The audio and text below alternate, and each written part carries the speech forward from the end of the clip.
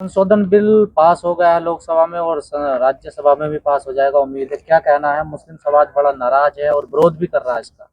क्या कहना आपका? देखिए, भारतीय जनता पार्टी जब से सत्ता में आई है तब से वो ऐसे ऐसे बिल को लेकर के आई है, चाहे किसानों का बिल हो, चाहे मुसलमानों के लिए बिल हो, चाहे दलितों के लिए कोई बिल हो। ये वो लोग हैं जो इस देश के लोगों से नफरत करते हैं। मैं आपको बता देती हूँ, ये जो वक्फ का बिल है, इस बिल में क्या है? ये वो बिल है जो ये मुसलमानों के खिलाफ लाए हैं। लेकिन आजकल भारतीय जनता पार्टी, नरेंद्र मोदी जी और अमित शाह जी को मुसलमानों का बेहद ध्यान है, इसलिए वो उनसे जुड़ी चीजें भी करते हैं, उनसे जुड़े बयान भी देते हैं। अब इस बिल में, इसमें जो जमीनें आती है, वक्फ की जो जमीनें हैं, वो या तो कब्रिस्तान होगी या फिर वो मस्जिद होगी, और या फिर वो आप देखिए कि जो मस्जिद है, मस्जिद के अंदर मौलाना होते हैं, वैसे ही जो हिंदू है, मंदिर के अंदर हिंदू लोगों के पंडित जी होते हैं, और वैसे ही बौद्ध धर्म में आप देखिए कि उनके देवता होते हैं, उनके लोग होते हैं। तो ये लोग चाहते हैं कि मौलानाओं को छोड़ करके आज उन पर भी, मस्जिदों पर भी कब्जा हो जाए। ये लोग चाहते हैं कि मस्जिदों से पैसे आए।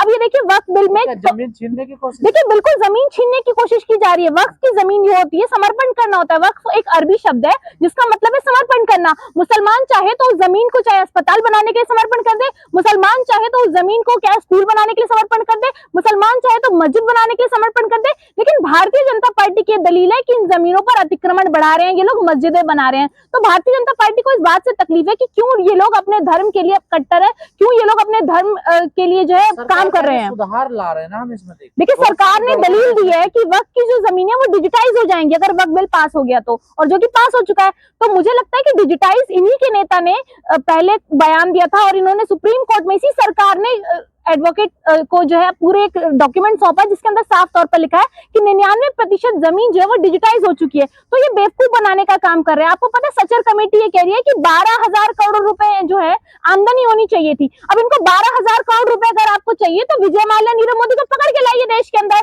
उनके पास 20-20 हजार करोड़ रुपए हमारे हैं, 12,000 करोड़ मुसलमानों को दे दीजिएगा, उनका काम हो जाएगा। बाकी जो पैसे बचेंगे 8,000 करोड़ सरकार अपने खाते में रख ले। लेकिन ये वो नहीं करेंगे। ये क्या करेंगे? मुसलमानों को दबाएंगे, मुसलमानों को भड़काएंगे और धर्म के नाम पर राजनीति करेंगे। आज अगर बीजेपी गवर्नमेंट ये लाती है तो आप ये देखिए कि हमें याद है कि कैसे बड़ा आंदोलन हुआ था मुसलमान। धार्मिक है क्या मामला? बिल्कुल धार्मिक मामला है ये, और इस मामले को इसलिए बढ़ाया गया है क्योंकि भारतीय जनता पार्टी को राजनीतिक रोटियां सेकनी है, इसलिए वो धर्म के नाम पर लोगों को भड़का करके इस तरीके से चीजें करवा रही है। आज मुसलमानों के खिलाफ बिल लाएंगे तभी तो मुसलमान और हिंदू आपस में लड़ेंगे, तभी तो दोनों में आपस में झगड़ा होगा, तभी तो नरेंद्र मोदी जी सत्ता की कुर्सी पर काबिज रहेंगे। तो ये इनका प्लान है कि अल्पसंख्यकों को दबाएं, मुसलमानों को दबाएं और मुसलमानों को परेशान करें। लेकिन सरकार का ये कहना है कि कुछ लोगों ने कब्जा कर रखा ना इस पर, जो गरीब मुसलमान है उनको कुछ मिला ही नहीं है वक्फ की जमीनों से। देखिए, अयोध्या जो है उस ट्रस्ट में एक रूल है, रूल ये है कि वहां का आईएएस अधिकारी हिंदू होना चाहिए। वहां पे जो आप देखिए कि राज्य स्टेट लेवल पे हो चाहे केंद्र लेवल पे जितने भी लोग होंगे उस ट्रस्ट के अंदर तभी इंक्लूडेड होंगे जब वो हिंदू होंगे। तो ठीक है, ऐसे मुसलमानों का भी है। मुसलमान अपने धर्म के लोगों को ही मस्जिद में जाने देंगे। ये चाहते हैं कि गैर मुसलमान उसमें एंटर कर जाए, जो कि नहीं होगा। बेशक ये सदन में खड़े होकर ये बयान दे कि गैर मुसलमान एंटर नहीं करेगा, लेकिन इनकी मंशा यही है कि वक्त की जितनी भी जमीनें है सब सरकार के कब्जे में हो। जबकि पहले भी सचर कमेटी ये भी कह चुकी है कि सरकार के अंतर्गत भी काफी वक्त की जमीनें आती है जिन पर सरकार ने कब्जा कर रखा है। मुसलमान सपोर्ट भी तो कर रहे हैं ना इस बिल को। देखिए, धन्यवाद कर रहे हैं। इस बिल को वही मुसलमान सपोर्ट कर सकता है जो नरेंद्र मोदी जी का भक्त हो या फिर जो अपने धर्म को जो है ना समझ पाता हो। लेकिन अधिकतर मुसलमान इसके विरोध में है। आपने देखा होगा कि कई सोशल मीडिया पर क्लिप्स वायरल है। नरेंद्र मोदी जी कोई भी काम कच्चा नहीं करते, पक्का मोहर लगा करके काम करते हैं। उन्होंने जब ये बिल पास किया तो कुछ मुसलमानों को तैयार किया, जिनकी वीडियो सोशल मीडिया पर आप देख रहे हैं, जो मोदी जी को थैंक यू कह रहे हैं। मोदी जी को थैंक यू आज जमीन पर एक भी मुसलमान नहीं कह रहा। अगर एक आम मुसलमान से आप पूछेंगे तो वो ये कहेगा कि वक्त की जमीन है, ये हमारी जमीन है, ये हमारी मर्जी है, हम किसी को भी दें। तो ये वो लोग हैं, ये कह रहे हैं कि 5 साल तक जो व्यक्ति अपने धर्म का पालन करेगा सिर्फ वही अपनी जमीनों को डोनेट कर पाएगा। तो क्या नरेंद्र मोदी जी घरों में कैमरा लगा करके चेक करेंगे 5 साल तक कि ये बंदा 5 साल तक लगातार अपने धर्म का पालन करे तो यही डोनेट कर सकता है वक्त में अपनी जमीनें? तो नरेंद्र मोदी जी और उनकी जो फिलॉसफी है बिल्कुल गलत है। वक्त बिल अमेंडमेंट जो है ये रद्द होना चाहिए। इसकी मांग हमने सदन में की थी, हमारे नेता ने भी सदन में की थी, ब्लैक कपड़े पहनकर की थी। आज मैंने भी काले कपड़े पहने और मैं ये साफ तौर पर कहना चाहती हूँ कि हम इस बिल को नहीं मानते। ये बिल रद्द होना चाहिए। हमारे नेता ने ये बात सदन में भी कही है कि हम इस बिल को बिल्कुल समर्थन नहीं देते हैं। बीजेपी कह रही है कि किसी भी जमीन पर ये दावा ठोक देता वक्त की हमारी जमीन है। देखिए, देखिए किसी भी जमीन पर कैसे दावा ठोक देगा, कोई डोनेशन करेगा, कोई डोनेट करेगा वक्फ को, तभी तो दावा ठोकेगा।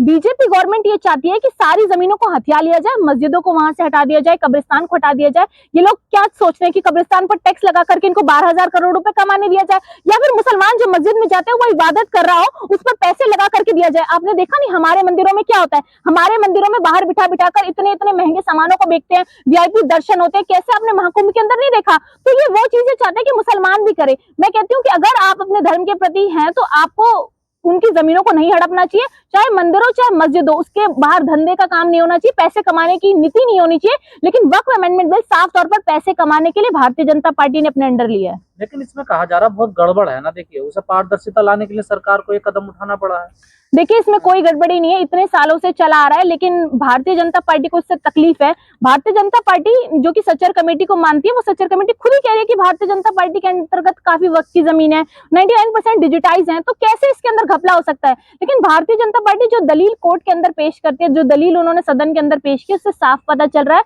कि झूठी बातें हैं, झूठे वादे हैं, ये जबरदस्ती मुसलमानों के ऊपर अपना बिल थोपने की साजिश रच रहे हैं। और अमित शाह जी तो सबको दावत पर भी बुलाते हैं, क्योंकि उनको लगता है कि उन्होंने बहुत बड़ा काम कर दिया है मुसलमानों के खिलाफ कर करके, तो उनको बहुसंख्यकों का वोट मिल जाएगा। लेकिन मुझे लगता है कि देश की जनता समझदार है, अगर आज उन पर बिल थोप सकते हैं तो कल हम पर भी थोप सकते हैं। तो हम इसका कड़ी शब्दों में निंदा करते हैं। हमारा जो संविधान है हम उसको सर्वोपरि रखते हैं। बाबा साहब भीमराव अम्बेडकर का जो संविधान है उसमें आर्टिकल 25 और 26 है, जो ये साफ तौर पर कहता है कि सभी धर्मों को अपने धार्मिक स्थलों को चलाने की आजादी है। तो ये धार्मिक स्थलों को चलाने की आजादी छीनने वाले नरेंद्र मोदी जी से मैं इतना ही कहना चाहती हूँ कि सत्ता की कुर्सी आपकी नहीं बचेगी। और चंद्रबाबू नायडू और नीतीश कुमार जी से तो बस इतना ही कहूंगी कि जिस तरीके से आपने समर्थन दे दिया इस बिल को, आपको पता लगेगा कि आने वाले लोकसभा चुनाव में नरेंद्र मोदी जी आपके साथ क्या करने वाले हैं। तो क्या गैर संवैधानिक है ये बिल? बिल्कुल गैर संवैधानिक है। आर्टिकल 25 और 26 का उल्लंघन है ये बिल, और हम आर्टिकल संविधान को सब सर्वोपरि रखते हैं।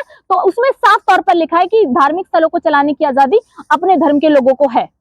लेकिन सरकार जिस तरीके से इस बिल को लाई है, क्या लगता है हिंदू मुस्लिम करना चाहती है, मुसलमानों को डराना चाहती है? देखिए ये वक्फ बिल इसलिए लाई है क्योंकि इनको पता है कि आने वाले समय में बिहार में चुनाव है, और ये साफ तौर पर ये बताना चाहते हैं कि बिहार में नीतीश कुमार जी को कैसे खत्म करा जाए, एक ये स्ट्रेटेजी है। और दूसरी स्ट्रेटेजी है कि कैसे फिर दोबारा बहुसंख्यकों का वोट लिया जाए। इसलिए नरेंद्र मोदी जी ने वक्फ अमेंडमेंट बिल को पास कर दिया है। पास करने के बाद इन्होंने नीतीश कुमार जी का समर्थन लिया, जिसकी वजह से जेडीयू तो आप समझिए खत्म ही हो चुकी है। जेडीयू को कोई वोट तो देगा नहीं, क्योंकि मुसलमानों का अधिकतर वोट उनके पास था। तो अब वहां से नीतीश कुमार जी खत्म हो गए, बीजेपी अपना बिहार को कवर कर लेगी। और बीजेपी बहुसंख्यकों का वोट लेने के लिए जिस तरीके से इस तरीके के बिल को लाती है, तो उससे धर्म की राजनीति होगी। अब आज आप मुसलमानों को उकसाएंगे, फिर प्रदर्शन होगा। आपको याद है शाहीन बाग का आंदोलन, वो आंदोलन करवाना चाहते हैं ये लोग देश में। ये चाहते हैं कि धमकी तो मुस्लिम नेता दे रहे हैं ना कि शाहीन बाग बन जाएगा देश अगर ये बिल पास हो। देखिए आंदोलन करना जरूरी है, शाहीन बाग शब्द का प्रयोग बेशक गलत हो, लेकिन आंदोलन जरूरी है। सड़क पर आंदोलन इसलिए होगा क्योंकि अगर आज सरकार कोई बिल ला करके अपने आप पास करा देती है बहुमत का आंकड़ा पार करके, तो कल वो किसी के खिलाफ भी बिल ला सकती है, कोई भी बिल ला सकती है। सरकार मनमाने ढंग से अपनी सत्ता चला रही है, इसलिए आंदोलन जरूरी है। और आंदोलन होगा बड़ा, जैसा कि देश के मुसलमान कह रहे हैं, नेता कह रहे हैं, आंदोलन होना चाहिए। और हम उस आंदोलन में समर्थन करेंगे क्योंकि हमारे संविधान के खिलाफ बिल पास हुआ है। लेकिन योगी जी कह रहे हैं कि जो भी दंगा करेगा, हिंसा करेगा, उसको फिर छोड़ा नहीं जाएगा। देखिए ये वो है ना जो माचिस लगा के आग लगा देते हैं, उसके बाद कहते हैं अगर आग की लपटों में अगर आपको चोट लगी और आपने अपने आप को डिफेंड किया तो आपको आपके साथ ये हो जाएगा, आपके साथ वो हो जाएगा। तो ये योगी सरकार है, इन्होंने क्या किया, वक्फ बिल तो पास कर दिया। इनको पता है कि देश का मुसलमान नाराज होगा, देश का मुसलमान सड़कों पर आएगा, फिर इनकी पुलिस और मुसलमानों में झड़प होगी, फिर ये वीडियोस वायरल होंगी, पूरा देश जो है वो इस टॉपिक में उलझ कर रह जाएगा। तो ये नरेंद्र मोदी जी और अमित शाह जी की साजिश है, इसलिए वो सीना ठोक करके सदन के अंदर इस तरीके से बयान दे रहे थे अमित शाह जी कि इस बिल को मानना ही पड़ेगा आपको, आप कैसे नहीं मानेंगे। लेकिन कई संपत्ति ऐसी है ना वक्फ की जिन पर झगड़ा चल रहा है, डिस्प्यूटेड है, तो उन्हें भी तो देखिए, उनके लिए भी ये जरूरी था कानून, उन संपत्तियों को ठीक किया जाए। देखिए वक्फ की जो जमीनें हैं वो मैंने कहा ना कि धार्मिक स्थलों पर उनका अपना मामला है, निजी मामला है, तो ये अपने धर्म के लोगों को देखना चाहिए। हमारे मंदिर पर अगर कोई मौलाना आकर के कहे कि हम ये विवाद सुलझा देंगे, हम इस पर जो है फैसला दे देंगे, तो हम उस पर मना करेंगे। तो मैं ये कहना चाहती हूँ कि जैसे मुसलमानों की अपनी धार्मिक स्थल है, अपनी फिलॉसफी है, वैसी हमारी भी अपनी है। तो हम मुसलमानों को ये नहीं कह सकते कि आपकी जमीन का विवाद हम सुलझा देंगे और बाकी उसके लिए कोर्ट है, आगे कोर्ट इस मैटर को देख सकता है।